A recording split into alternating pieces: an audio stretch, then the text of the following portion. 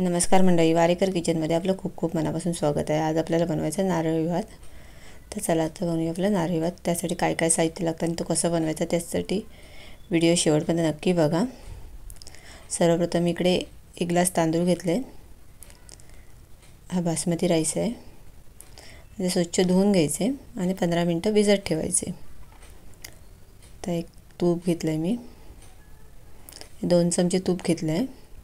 तूप गरम झाल्यानंतर त्यामध्ये थोडासा खडा मसाला टाकायचा। म्हणजे खडा मसाल्यामध्ये दालचिनीची साल थोडीशी, वेलची 4 आणि लवंग। हे सर्व साहित्य चांगलं तुपामध्ये परतून घ्यायचं 2 मिनिटं।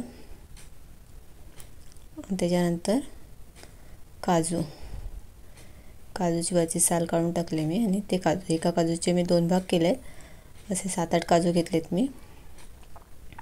तेही चांगले तुपामध्ये परतून घ्यायचे 5 मिनिटं। तोपर्यंत आपला जो पाण्यामध्ये तांदूळ भिजत ठेवलाय तो पण चांगला भिजलाय। त्यातलं पाणी काढून आपल्याला तोही तुपामध्ये चांगला परतून घ्यायचा।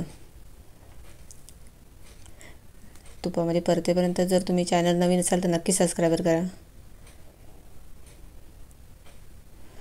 आता व्यवस्थित परतून घ्या असं।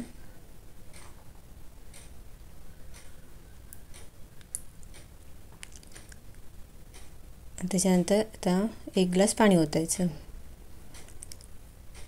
कारण आपण भिजत ठेवल्यामुळे तांदूळ लवकर शिजेल।